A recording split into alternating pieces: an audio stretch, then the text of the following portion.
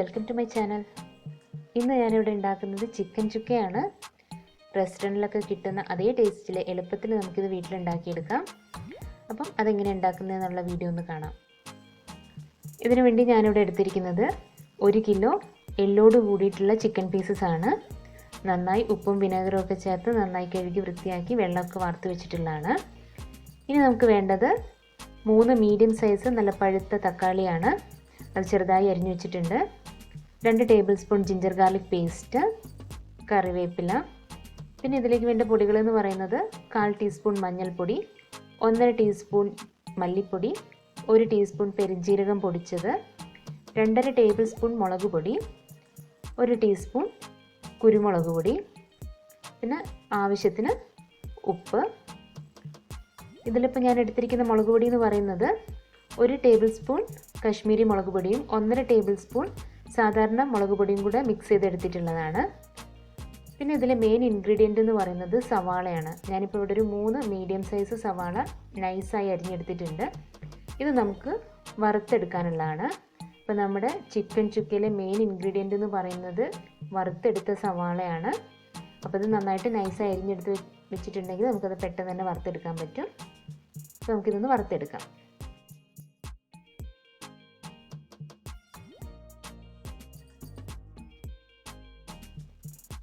ഇതിനു വേണ്ടി ഞാനൊരു പാൻ വെച്ച് എണ്ണ ചൂടാവാൻ വെച്ചിട്ടുണ്ട്.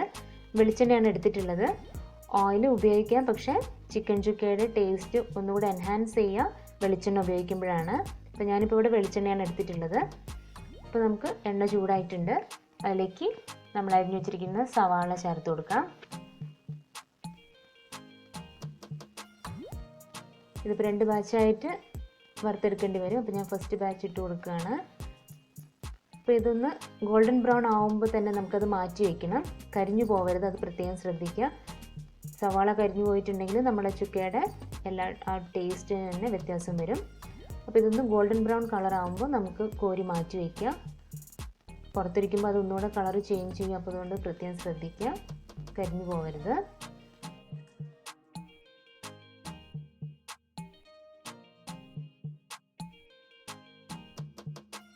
അപ്പോൾ നമ്മുടെ ഫസ്റ്റ് ബാച്ച് റെഡി ആയിട്ടുണ്ട്. ഞാനിത് മാറ്റി വയ്ക്കുകയാണ്.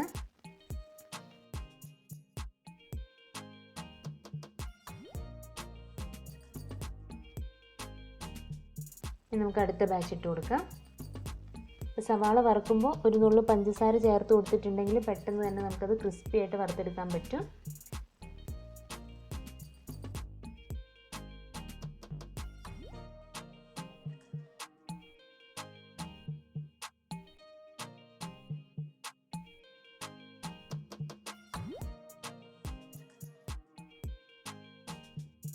അപ്പോൾ നമ്മുടെ രണ്ടാമത്തെ ബാച്ചും ഏകദേശം റെഡി ആയിട്ടുണ്ട്.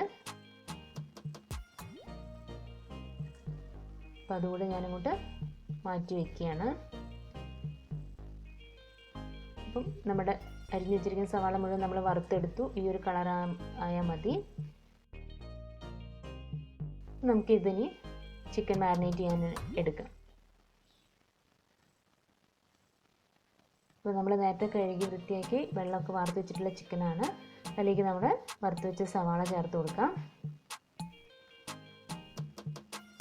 നേരത്തെ എടുത്ത് വെച്ചിരിക്കുന്ന 2 table spoon ginger garlic paste, തക്കാളി, പിന്നെ ഒരു പിടി കറിവേപ്പില ഒക്കെ ചേർത്ത് നമ്മുടെ പൊടികൾ നേരത്തെ എടുത്ത് വെച്ചിരിക്കുന്ന നമ്മളെ പൊടികളെല്ലാം അതിലേക്ക് ചേർത്ത് കൊടുക്കാം. ഉപ്പ്, അപ്പോൾ ഉപ്പ്, മുളക് പൊടി എല്ലാം, കുരുമുളക് പൊടി എല്ലാം നിങ്ങളുടെ ടേസ്റ്റിനനുസരിച്ച് ചേഞ്ചസ് വരുത്തുക. നിങ്ങളുടെ എരിവ് എങ്ങനെയാണ്, കുട്ടികളുടെ എരിവും നിങ്ങളുടെ വീട്ടിലുള്ളവരുടെയൊക്കെ ടേസ്റ്റ് നോക്കിയിട്ട് അതിനനുസരിച്ച് അഡ്ജസ്റ്റ് ചെയ്യുക. അപ്പോൾ നമ്മളിപ്പോൾ ഈ ചേർത്തിരിക്കുന്ന എല്ലാ കൂട്ടും ഞാനിപ്പോൾ ഒരു 2 ടേബിൾ സ്പൂണ് വെളിച്ചെണ്ണ ഒഴിച്ച് അതൊന്ന് നന്നായിട്ട് മിക്സ് ചെയ്തെടുക്കാൻ പോവുകയാണ്. നന്നായിട്ട് നമ്മുടെ ചിക്കൻ പീസസിലേക്കൊക്കെ നമ്മുടെ ഈ മസാല തേച്ച് പിടിപ്പിക്കണം. അപ്പോൾ ഞാനിവിടെ പച്ച വെളിച്ചെണ്ണയാണ് ഇപ്പോൾ എടുത്തിട്ടുള്ളത്. നിങ്ങൾക്ക് വേണമെങ്കിൽ നമ്മളിപ്പം സവാള വറുത്തെടുക്കാൻ ഉപയോഗിച്ച എണ്ണയിൽ നിന്ന് എടുത്താൽ മതിയാവും. പക്ഷേ പച്ച വെളിച്ചെണ്ണയാണ് ഇതിന് കുറച്ചും കൂടെ നല്ലത്. അപ്പോൾ ഞാനിപ്പോൾ എല്ലാ ചിക്കൻ്റെ പീസസിലേക്ക് എല്ലാം നമ്മൾ നന്നായിട്ട് നമ്മുടെ മസാലയൊക്കെ തേച്ച് പിടിപ്പിക്കുന്നുണ്ട്. അപ്പോൾ ഇതിനി നമുക്കൊരു അരമണിക്കൂർ അല്ലെങ്കിൽ 3/4 മണിക്കൂർ ഒന്ന് റെസ്റ്റ് ചെയ്യാൻ വെക്കണം. പുറത്ത് ആണെങ്കിൽ ഒരു അരമണിക്കൂർ 3/4 മണിക്കൂർ റെസ്റ്റ് ചെയ്യാൻ വയ്ക്കുക. അതെല്ലാം നിങ്ങൾക്ക് ടൈം കുറവാണ്, പെട്ടെന്ന് ഉണ്ടാക്കിയെടുക്കണം എന്നൊക്കെ ആണെങ്കിൽ ഒരു 10-15 മിനിറ്റ് നമ്മുടെ ഫ്രിഡ്ജിൽ താഴത്തെ തട്ടിൽ തന്നെ ഒന്ന് വെച്ചിട്ടുണ്ടെങ്കിൽ അതിലേക്ക് നമ്മുടെ മസാലയൊക്കെ ചിക്കനിലേക്ക് നന്നായിട്ട് പിടിച്ചോളും. അപ്പോൾ ഞാനിതൊന്ന് റെസ്റ്റ് ചെയ്യാൻ വെക്കുകയാണ്. ഇപ്പോൾ ഒരു അരമണിക്കൂർ കഴിഞ്ഞിട്ടുണ്ട്.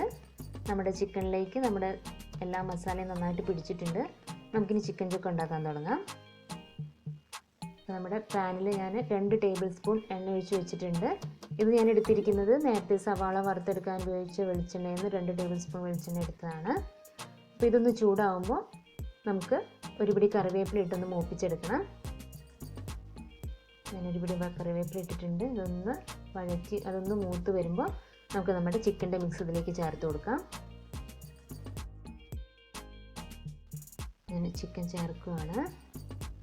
ഇത് നന്നായിട്ട് നമുക്ക് ഈ എണ്ണയിലൊന്ന് നന്നായിട്ട് മിക്സ് ചെയ്തെടുക്കണം. നന്നായിട്ടൊന്ന് ഇളക്കി കൊടുക്കുക.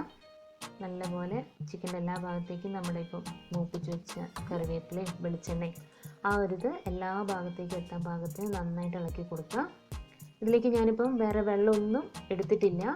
നമ്മുടെ ചിക്കനിൽ നിന്ന് തന്നെ വെള്ളമെല്ലാം ഇറങ്ങി വരും. അപ്പോൾ ആ വെള്ളത്തിൽ തന്നെയാണ് ഞാനിപ്പോൾ ഇത് വേവിക്കുന്നത്.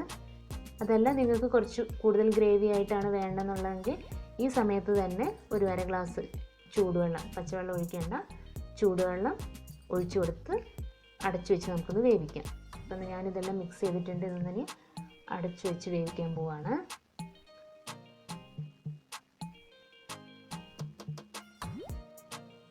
അപ്പോൾ എപ്പോഴും ഒന്ന് ശ്രദ്ധിക്കേണ്ടത് ഒന്നുകിൽ നോൺ സ്റ്റിക്ക് പാനിൽ അല്ലെങ്കിൽ അടികട്ടിയുള്ള ഒരു പാത്രത്തിൽ വേണം നമ്മളിത് ഉണ്ടാക്കിയെടുക്കാൻ. കാരണം നമ്മളധികം വെള്ളം ഉപയോഗിക്കുന്നില്ല. അപ്പോൾ അടിക്ക് പിടിക്കാനൊക്കെ ചാൻസ് ഉണ്ട്. ഇടയ്ക്കൊക്കെ ഒന്ന് ഇളക്കി കൊടുക്കുക തുറന്നിട്ട്. ഇപ്പോൾ ഇതൊരു 25 മിനിറ്റ് കഴിഞ്ഞിട്ടുണ്ട്.